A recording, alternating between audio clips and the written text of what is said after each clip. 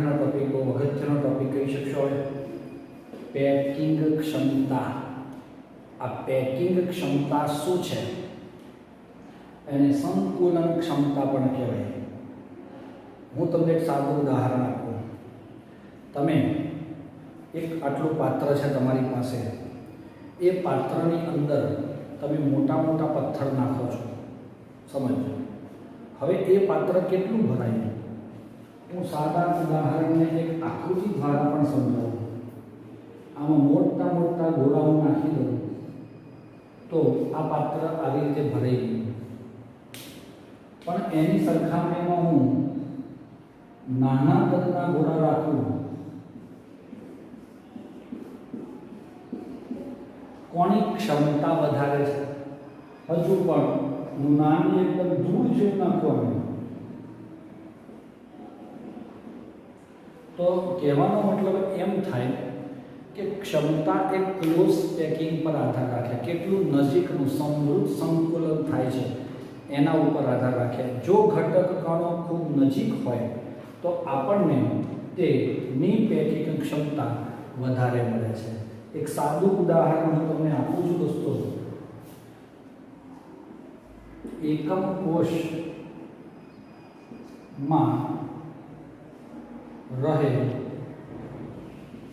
પરમાણુનું કદ, કોનું કદ ભાઈ? પરમાણુનું કદ ભાગ્યા એકમ કોષનું કદ. આ એક એકમ કોષ છે, એના પર આનું કદ ભાગ્યા આનું કદ ગુણ્યા 100 એ થાય તમારું પેકિંગ ક્ષમતા. શું ભાઈ? પેકિંગ ક્ષમતાનું સૂત્ર તમે ફરીથી એકવાર જુઓ. એકમ કોષનું કદ એ આ એકમ કોષનું પોતાનું કદ છે, અને આ એકમ કોષમાં રહેલા પરમાણુનું કદ. આ બે વસ્તુ તમારે જાણવું પડે. હવે સાદા ઘનમાં પેકિંગ ક્ષમતા છે ભાઈ. સાદા ઘનમાં પેકિંગ ક્ષમતા આપણે સમજવી હોય તો આપણે શું કરીશું? તો મળે કે સાદા, હવે એમાં શરૂઆત કરીએ. એમાં એકમ કોષ, સાદા ઘનના એકમ કોષમાં રહે પરમાણુનું ની સંખ્યા. ચલો, સંખ્યા કેટલી છે? 1. ખબર છે તમને? અને એને આપણે ગોળા સ્વરૂપે સ્વીકારીએ છીએ. શેના સ્વરૂપે? ગોળા સ્વરૂપે. આથી તેનું કદ 1 હોય તો એને કહેવાય 4/3 πr3. સાદા ઘન હોય કે ગમે તે હોય, એમાં ગોળાનું કદ 4/3 πr3 થાય. આમાં ગોળાની સંખ્યા 1 છે, કારણ કે તેની આકૃતિ આપણે આગળ ભણી ચૂક્યા તે મુજબ તેના ગોળા માત્ર ક્યાં હોય?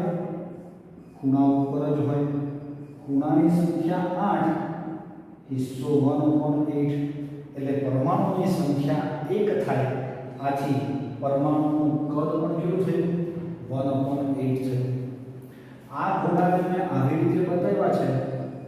હકીકતમાં આ ગોળા આવી રીતે હોય, ઉપર 4 ગોળા, નીચે 4 ગોળા એકબીજાને આમ સ્પર્શે ન હોય. જેવું આપણે ત્રિપરિમાણમાં આ ગોઠવણી પેલા સાદા ઘનમાં જોયેલી છે. અને એ ગોઠવણી દરમિયાન આ જે છે એને હું સ્મોલ a કહું છું. a એટલે ધારની લંબાઈ, અને આને હું r કહું છું. r એ ગોળાની ત્રિજ્યા કહેવાય. હવે સાદા ઘનમાં ધારની લંબાઈ a બરાબર શું લખાય? 2r. કારણ કે ધારની લંબાઈ a બરાબર r + r બરાબર 2r.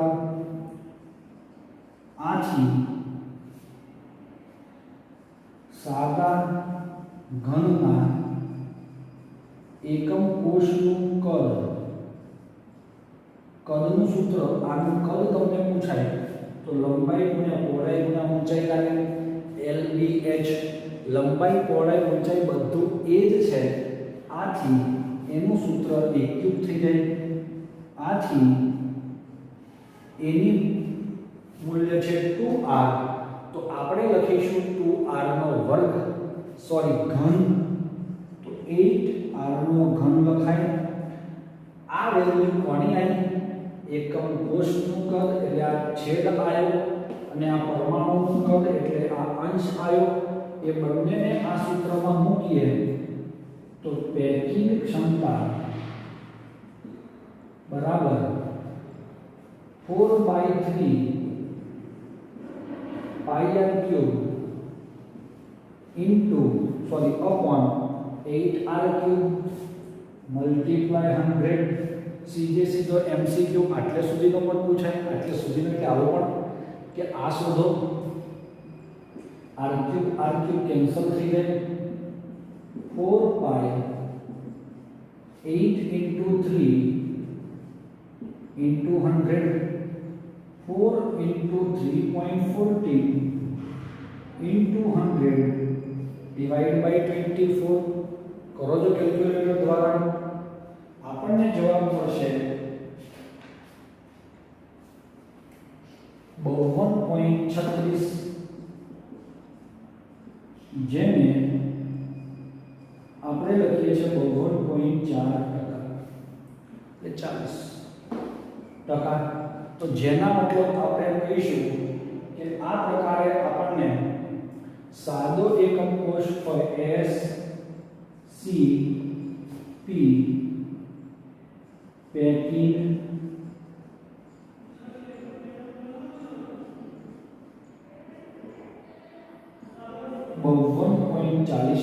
થશે. અરે ખબર પડી દોસ્તો, આ ટોપિક બહુ જ અગત્યનો થશે. આપણે હજુ પણ આ તો સાદા ઘનમાં આવ્યું, સૂત્ર તો બધામાં જ આવવાનું છે, એટલે સૂત્રને અલગ રીતે યાદ રાખશો. આ થિયરી 3 માર્ક સુધી આવી શકે, આમાંથી MCQ પણ બની શકે. ધારની લંબાઈનું સૂત્ર આ થાય, આ ફિક્સ યાદ રાખવાનું, અને આ તો ઓટોમેટિક તમને યાદ જ છે પરમાણુની સંખ્યાના આધારે. એટલે આ 2-3 વાતો યાદ રાખશો તો તમને ઓટોમેટિક આ ટોપિક સમજાશે.